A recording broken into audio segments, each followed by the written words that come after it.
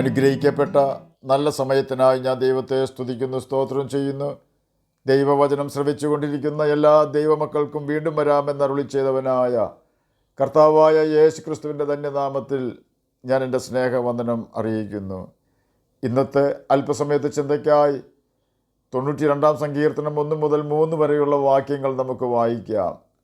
യഹോവയ്ക്ക് സ്തോത്രം ചെയ്യുന്നതും അത്യുന്നതനായുള്ളവേ നിൻ്റെ നാമത്തെ കീർത്തിക്കുന്നതും 10 കമ്പിയുള്ള വാദിത്രം കൊണ്ടും വീണ കൊണ്ടും ഗംഭീര സ്വരമുള്ള കിന്നരം കൊണ്ടും രാവിലെ നിൻ്റെ ദയയെയും രാത്രി തോറും നിൻ്റെ വിശ്വസ്തതയെയും വർണ്ണിക്കുന്നത് നല്ലത്. അനുഗ്രഹിക്കപ്പെട്ട വേദവാക്യങ്ങളാണ് നാം കേട്ടത്. ആരാധനയ്ക്ക് യോഗ്യനായ കർത്താവായ യേശു ക്രിസ്തുവിനെ ആരാധിക്കുന്നത് അനുഗ്രഹവും സമാധാനം ലഭിക്കുവാനിട വരുത്തുന്നതുമാണ്. എത്രമാത്രം സമാധാനമില്ലാത്ത വ്യക്തിയാണെങ്കിലും യേശുവെ എനിക്ക് സമാധാനം തന്ന് സഹായിക്കണമേ എന്ന് പ്രാർത്ഥിച്ചാൽ, ഇനി യേശുവുമായി യാതൊരു ബന്ധവുമില്ലാത്ത വ്യക്തിയാണെങ്കിൽ പോലും യേശു സൗഖ്യവും സമാധാനവും നൽകി കൊടുക്കും. അനേകം ആളുകൾക്ക് ഇന്നും അപ്രകാരം നന്മകൾ ലഭിക്കുന്നുണ്ട്. ദൈവത്തെ സ്തുതിക്കുന്നത് നല്ലതാണ്. ഇത് കേൾക്കുമ്പോൾ ചിലപ്പോൾ പെട്ടെന്ന് അത് മനസ്സിലാവുകയില്ല. ദൈവത്തെ സ്തുതിക്കുന്നത് എപ്രകാരമാണ് നല്ലതാകുന്നത്?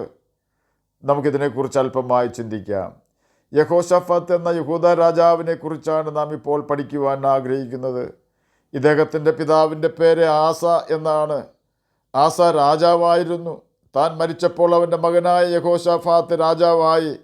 2 ദിനവൃത്താന്ത പുസ്തകം 17-ാം അധ്യായം 1-ാം വാക്യത്തിൽ ഇത് രേഖപ്പെടുത്തിയിരിക്കുന്നു. ഈ യഹോശഫാത്ത് രാജാവായി അധികാരമേറ്റപ്പോൾ ഇസ്രയേലിൻ്റെ ദൈവമായ യഹോവയ്ക്ക് അഥവാ കർത്താവായ യേശു ക്രിസ്തുവിന് വേണ്ടി ചില നല്ല കാര്യങ്ങൾ ചെയ്തുവെന്ന് ബൈബിളിൽ രേഖപ്പെടുത്തിയിട്ടുണ്ട്.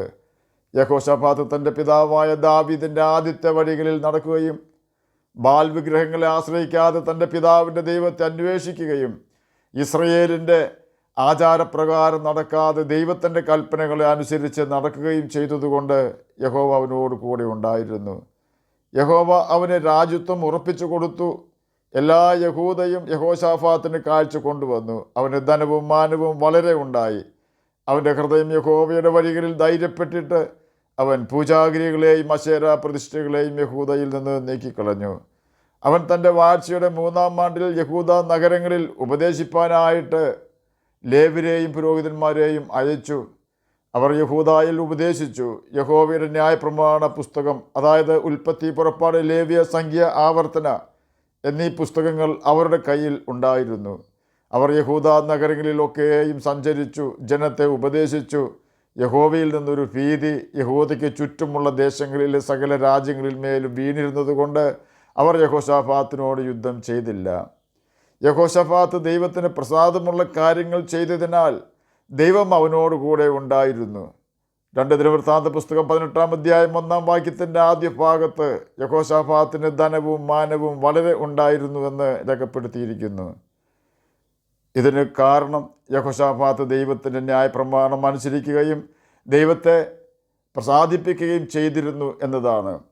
അതിൻ്റെ ശേഷം മോവാബ്യരും അമ്മോന്യരും അവരോട് കൂടെ മെയൂന്യരിൽ ചിലരും യഹോശഫാത്തിൻ്റെ നേരെ യുദ്ധത്തിന് വന്നു. യഹോശഫാത്ത് ഭയപ്പെട്ട് യഹോവയെ അന്വേഷിപ്പാൻ താല്പര്യപ്പെട്ട യഹൂദയിലൊക്കെയും ഒരു ഉപവാസം പ്രസിദ്ധം ചെയ്തു.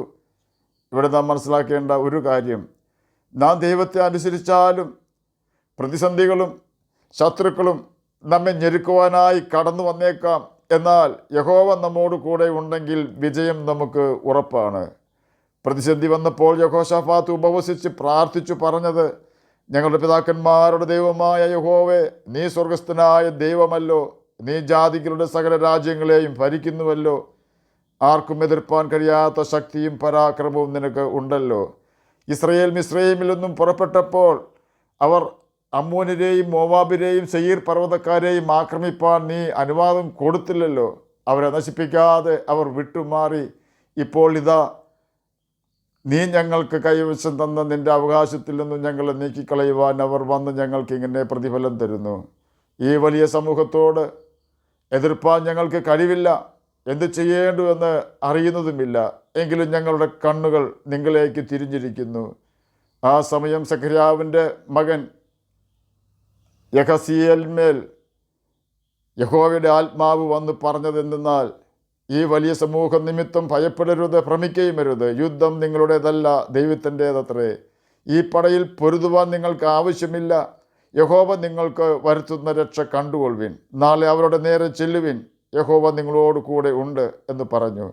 പിന്നെ യെഹോശാഫാത്ത് വിശുദ്ധ അലങ്കാരം ധരിച്ചു സൈന്യത്തിന് മുമ്പിൽ നടന്നുകൊണ്ട് ദൈവത്തെ വാഴ്ത്തുവാനും യഹോവയെ സ്തുതിപ്പിൻ, അവൻ്റെ ദയ എന്നേക്കും ഉള്ളതല്ലോ എന്ന് ചൊല്ലുവാനും യഹോവയ്ക്ക് സംഗീതക്കാരെ നിയമിച്ചു.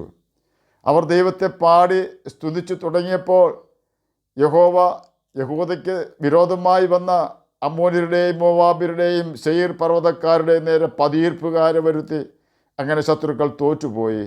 അമ്മോന്യരും മോവാബ്യരും സെയീർ പർവ്വത നിവാസികളോട് എതിർത്ത് അവരെ നിർമൂലമാക്കി നശിപ്പിച്ചു. സെയീർ നിവാസികളെ സംഹരിച്ച ശേഷം അവർ അന്യോന്യം നശിപ്പിച്ചു. യഹൂദർ ചെന്ന് നോക്കുമ്പോൾ ശത്രുക്കളെല്ലാം ശവങ്ങളായി കിടക്കുന്നത് കണ്ടു. 2 ദിനവൃത്താന്ത പുസ്തകം 20-ാം അധ്യായം 1 മുതൽ 24 വരെയുള്ള വാക്യങ്ങളാണ് നാം കേട്ടത്. ഇവിടെ നമുക്കുള്ള സന്ദേശം എന്തെന്നാൽ യഹോശാഫാത്ത് ദൈവത്തെ പ്രസാദിപ്പിക്കുന്നവനായിരുന്നു.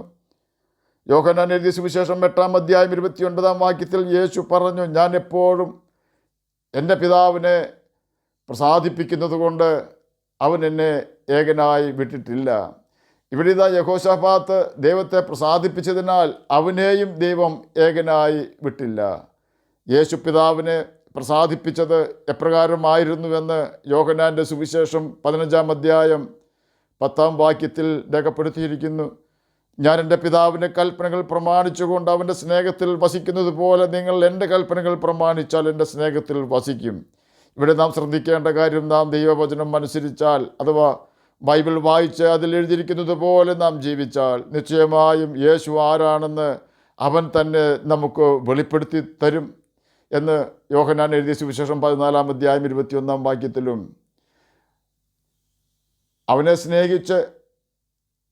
സ്നേഹിച്ച് എൻ്റെ കൽപ്പനകൾ പ്രമാണിക്കുന്നവർക്ക് 1000 തലമുറ വരെ ദയ കാണിക്കുമെന്ന് പുറപ്പാട് പുസ്തകം 20-ാം അധ്യായം 6-ാം വാക്യത്തിലും രേഖപ്പെടുത്തിയിരിക്കുന്നു.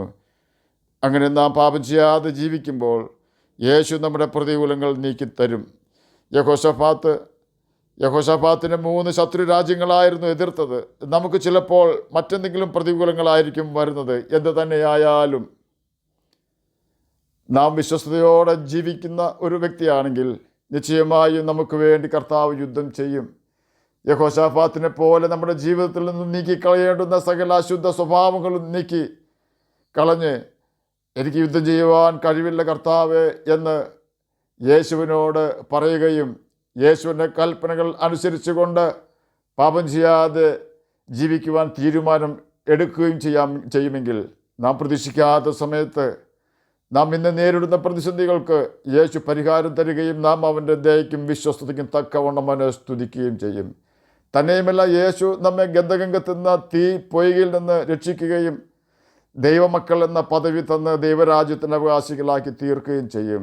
ആകയാൽ നമുക്ക് കർത്താവിൻ്റെ കൽപ്പനകൾ അനുസരിച്ചുകൊണ്ട് അവനെ പ്രസാദിപ്പിക്കുകയും നിത്യജീവൻ അവകാശികളായി തീരുകയും ചെയ്യാം. അതിന് കർത്താവ് നമ്മെ സഹായിക്കട്ടെ എന്ന് പ്രാർത്ഥിച്ചുകൊണ്ട് ഞാൻ എൻ്റെ വാക്കുകളിൽ നിന്ന് വിരമിക്കുന്നു. നമുക്ക് പ്രാർത്ഥിക്കാം. ഞങ്ങളെ സ്നേഹിക്കുന്ന സ്വർഗീയ പിതാവേ, നല്ല വചനത്തിനായി ഇങ്ങനെ സ്തുതിക്കുന്നു, സ്തോത്രം ചെയ്യുന്നു. എന്നെ കേൾക്കുന്ന ഏതെങ്കിലും പ്രിയപ്പെട്ടവർ യഹോശാഫാത്ത് നേരിട്ട പോലെ ഏതെങ്കിലും പ്രതിസന്ധികൾ നേരിടുന്നുണ്ടെങ്കിൽ അങ്ങ് അവർക്ക് അതിൽ നിന്ന് മോചനം കൊടുക്കണമേ. അങ്ങയുടെ കൽപ്പനകൾ പ്രമാണിച്ചുകൊണ്ട് അങ്ങയെ സ്നേഹിപ്പാനും അങ്ങയുടെ സ്നേഹത്തിൽ വസിക്കുവാനും അടിയനെ കേൾക്കുന്ന അങ്ങയുടെ കുഞ്ഞുങ്ങളെയും സഹായിക്കണമേ. രോഗത്താൽ ഭാരപ്പെടുന്നവർക്ക് രോഗസൗഖ്യം കൊടുക്കണമേ.